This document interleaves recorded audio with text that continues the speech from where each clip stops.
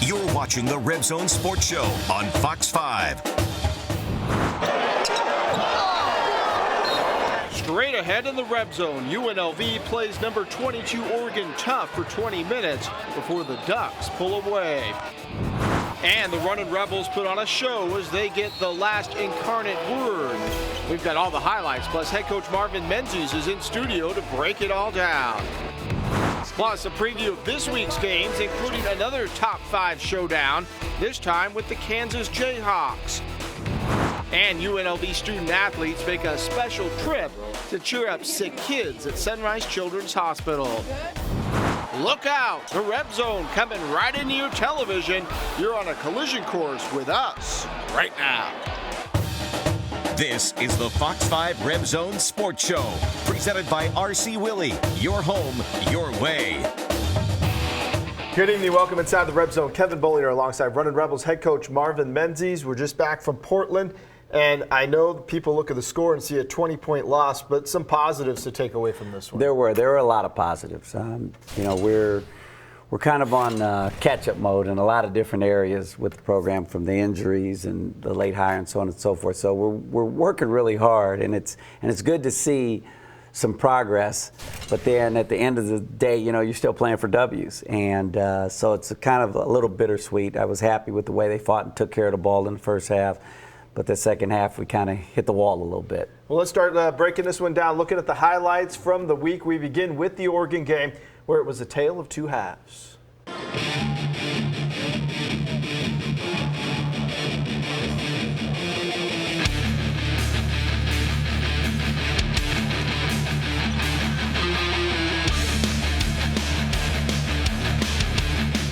A Saturday showdown with 22nd ranked Oregon in Portland, and the Ducks shot out early. Peyton Pritchard with the 3, and the alley-oop from Dylan Ennis to Jordan Bell. But the Runnin' Rebels fought right back. Jovan Mooring penetrates and dishes to Chekna Dembele for the bucket. Then the steal by Chris Clyburn, and he goes coast to coast for the lay-in.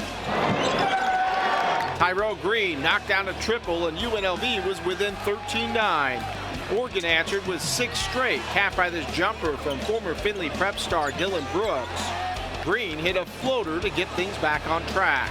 Then the D, Dembele with the big-time rejection that sent a buzz through the crowd. That would spark a rally. Green with the 3, and Troy Baxter driving for the finger roll. Here's the key possession of the first half. Rebs down 5 with the ball, but the Ducks defense forced a bad possession, and they move in transition. Bell gets the reverse lay-in, but there was no quit in the Rebels. Poyser drives for the lay-in. Green gets the offensive rebound and put back, and just before the half, Green hits a big 3. UNLV had only 4 turnovers in the first half, and they were hanging tough with the Ducks, down only 37-33 at the break. The wheels came off at the start of the second half as the Rebels had 5 turnovers in the first 3 minutes 2 seconds and hit only 1 field goal in the first 10 minutes. That allowed Oregon to open up a commanding lead with a 19-3 run to start the half. Mooring came in with a big spark, and he started hitting 3 after 3. 5 straight buckets by UNLV were triples, 4 of them by Mooring. But Oregon was just too big and athletic. Brooks drives for the hoop and the harm. He ended up with 20. Mooring matched him with 20 of his own, and Green poured in 18 to go with 8 rebounds. But it wasn't enough as Oregon picks up the 83-63 win. I felt like we got better in some things, but we still have to work on a lot of things. We just have to. I felt like we had a lot of defensive lapses in the second half that kind of made them get their run. They switched their defense, and I don't think we were ready for it. And it kind of surprised us, and they got turnovers off of it. So basketball is a game of chess, as Coach said, and, they threw different things at us, and they were able to pull it out. Let's start with the first half. Not the strongest shooting first half for the Rebels, I think 29%, but only 4 turnovers, and you got to the free throw line and converted at the stripe. Right. There was, I wanted to say something about what Jovan mentioned. We only worked for 2 days on their 1-2-2. And that's something typically when you have some continuity from year to year and you have some time in the summer to work on some of those things. you could attack that, because it's not a difficult press to attack, but there's some spacing and some technical aspects that you have to teach your guys, and they have to understand that. And Dana did a great job. He threw that at us. We had prepped for it, but we only had a brief time to prep for it because we hadn't seen it all year.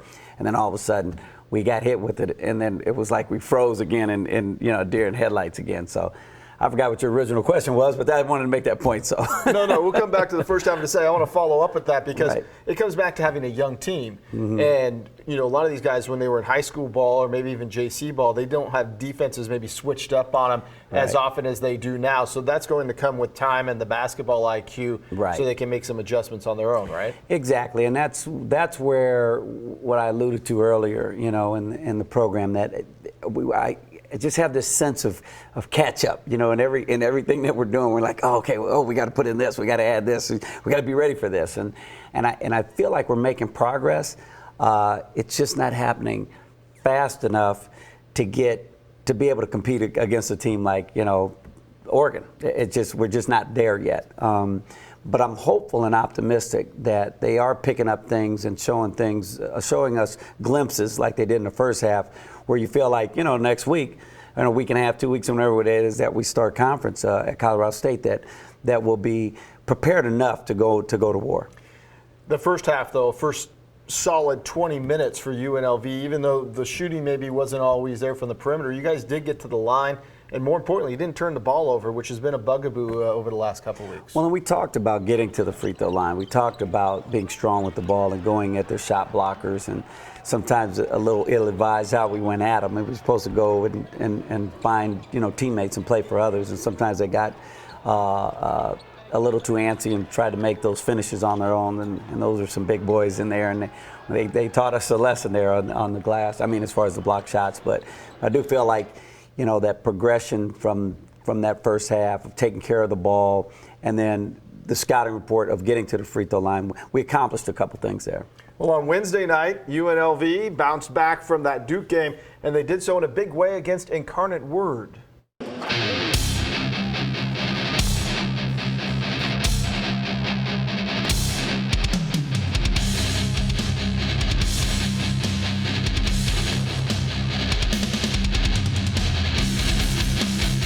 Dwayne Morgan and Christian Jones sitting this one out with injuries. Shekna Dembele getting the start, and he had quality minutes. Jovan Mooring with the give and go to Dembele. Then the offensive rebound with the putback plus the pat. Dembele works in the lane. He gets the hoop and the harm, and follows with a tip-in off the miss to give UNLV the lead. The Rebs turned it on in the final 5 minutes of the half.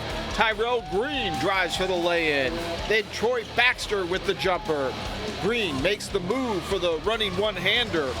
Just before the break, Mooring crosses over to lose his man, and he buries the three ball. UNLV led 38-30 at the half. The Rebs open the second half with a barrage of three-pointers. Chris Clyburn and Green dial it up. Then Baxter feeds Dembele down low for the lay-in. Green with the steal on the UNLV end. He gets the bucket and the foul to open the lead up to 15. Zion Morgan with the theft, and he heads the other way for the lay-in. The Rebs open it up late as Green got to the hole. The drive with the and one. Another inside lay-in, and the offensive rebound and putback. Green had 21 points and 10 rebounds. Clyburn had 13 and 12 as UNLV played a solid bounce-back game and cruised 92-64. We knew that we had to really lock in and just this was a gut check game for us. We couldn't go drop 3 games, so everyone was focused and ready to go. We have to be more talking team, more aggressive, and just everyone communicating on the same page. I think we did that today, but we have to carry it over. We can't just have it one game and then it goes away the next game. We have to keep coming with it. You needed a big bounce-back game. You had 5 players in double figures, 18 assists in this game, and that was encouraging as this team moves forward as we get closer to conference. Well, it's team ball. We don't have a bunch of superstars. The big 5-star guys and the guys with all the hype. That's not who we are this year. We've got the journeymen. We've got the guys that love to play the game, and we've got to play as a team. And so when you have statistics like that, it's encouraging because then you got a chance. You got a chance if they stay together and they play together. Dembele had a solid game in this one, and he's so raw. You can see where this could go in terms of potential, and he shows little glimpses here and there, right? I mean, this is a guy's a project, but a big upside. You know, he's got a huge upside, and the reason he has a huge upside is not just because of his physicality or his height, or it's because he's such a sponge. He really is a die-hard aficionado of wanting to get better. Like, he's really embraced that. So that's why he's got a chance. He's a true gym rat, and he's a great human being. So, you add those things together, usually he's pretty successful when the process is all said and done. Time for us to take our first break, but then we're going to start digging into this week's games. There are 2 home dates, a Monday nighter against Southern Illinois, and then a biggie on Thursday against Kansas. We're breaking it down next as the Red Zone rolls on. You're watching the Fox 5 Red Zone Sports Show, presented by RC Willey. Your home, your way. Another tough week ahead for the Runnin' Rebels, who have home games against Southern Illinois and powerhouse Kansas.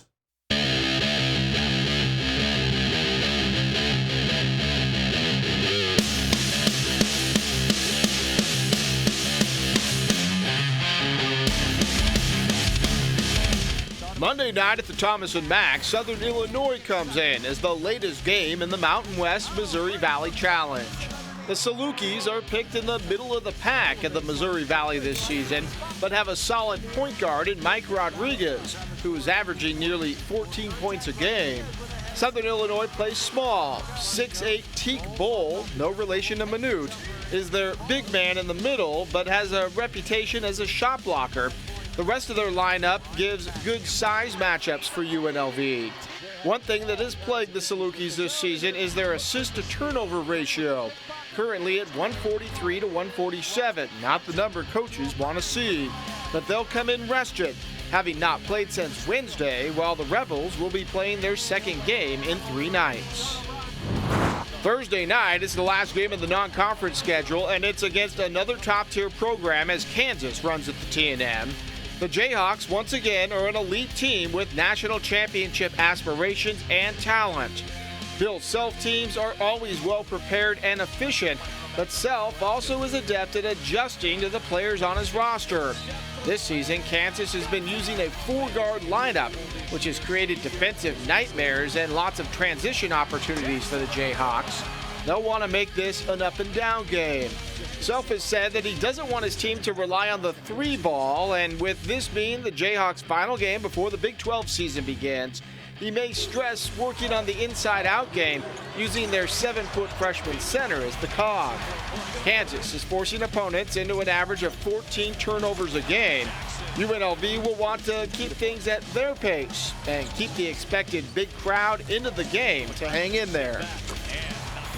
Southern Illinois, Monday night. We talked about the size matchup, which is a little more beneficial than what you had, obviously, against Oregon, and maybe a chance for you guys to run your system the way that you want to.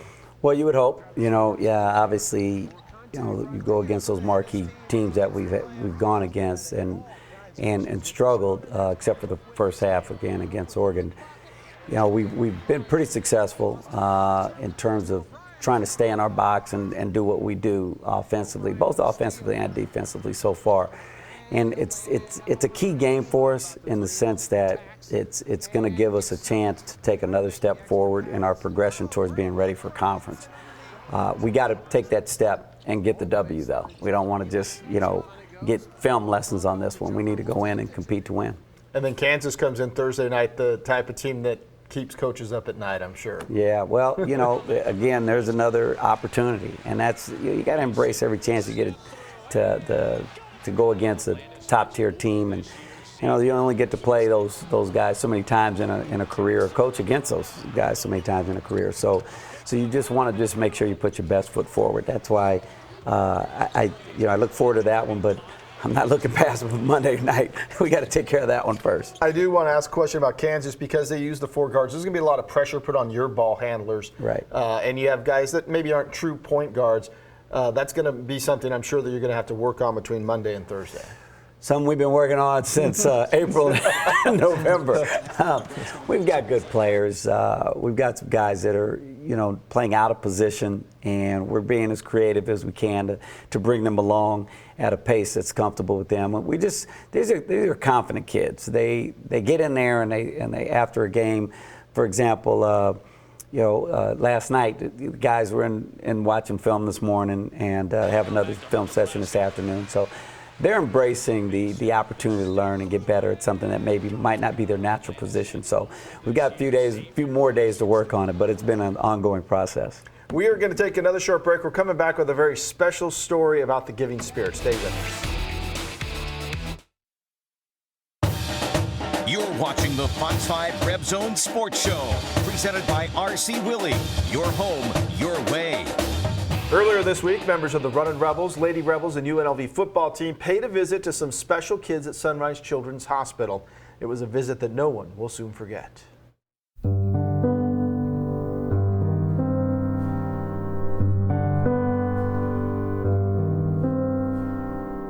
It's a stroll down the long, dark hallway of a place no kid wants to be, and every parent prays they don't have to visit. For these UNLV student athletes, the next step will be the most important assist they make all year.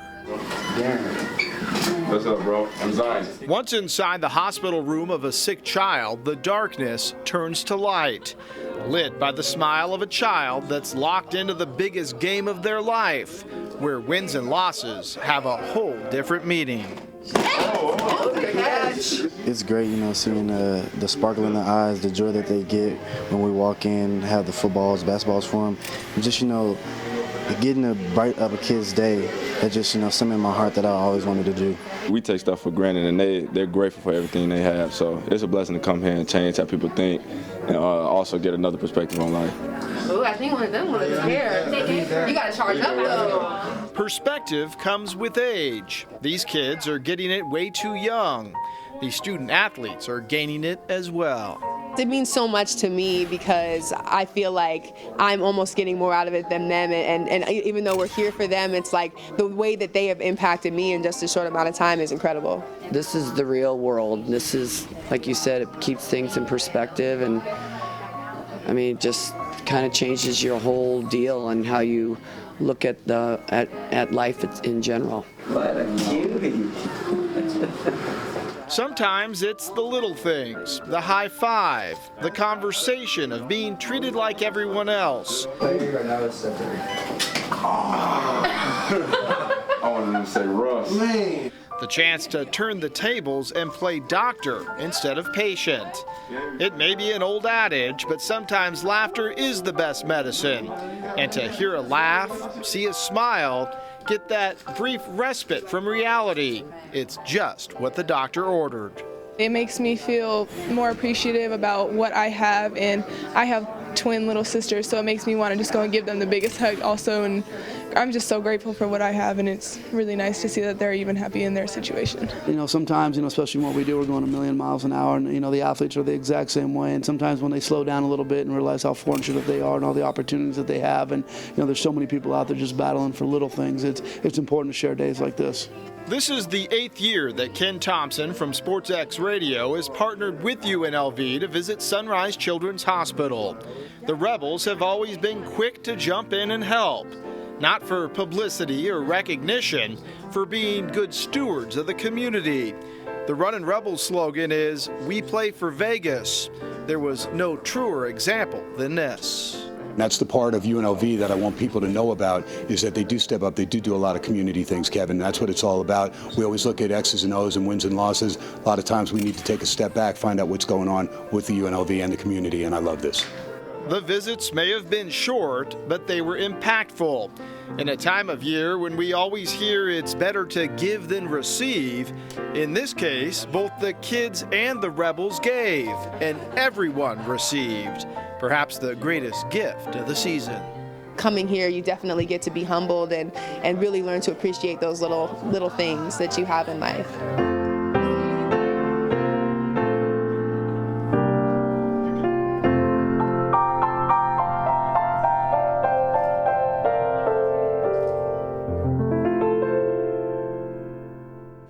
So you had the chance to spend the day out there as well, and just really heartwarming stuff to see the connection that these kids have with the athletes. Yeah, as you know, Kev, I came up in a house of giving, and so I always make sure that our guys understand the importance of giving back, because it goes both ways. I mean, you give and you get and you receive as well. So just events like this are very, very instrumental in our program for our kids' growth. No, it's fun to watch. One final break for us. We're back with the Plays of the Week straight ahead. You're watching the Fox 5 Red Zone Sports Show, presented by R.C. Willey. Your home, your way. All right, Coach, big week ahead. Good luck. Ready for it. Get after it and get better. All right, we hope to see you out at Thomas & Mack Monday and Thursday nights for those games against Southern Illinois and Kansas. And we hope to see you right back here in the Red Zone next Sunday. Thanks for joining us tonight. Here's the Running Rebels Plays of the Week. Good night. Players, put your pinky rings up to the moon. Girls, what y'all trying to do? 24 karat magic in the air. Head to toe, so clear. Look out. Pop, it's showtime. Showtime. Guess who's back again?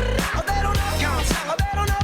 I bet they know as soon as we walk in. Shut up. I'm wearing Cuban links. Designer mix. Inglewood's finest shoes.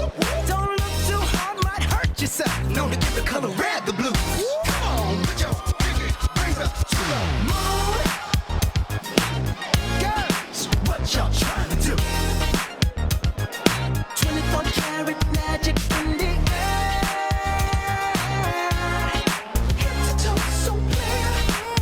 Look out. Everywhere I go, they be like, oh, so clear. Everywhere I go, they be like, The Fox 5 Red Zone Sports Show was presented by R.C. Willey. Your home, your way.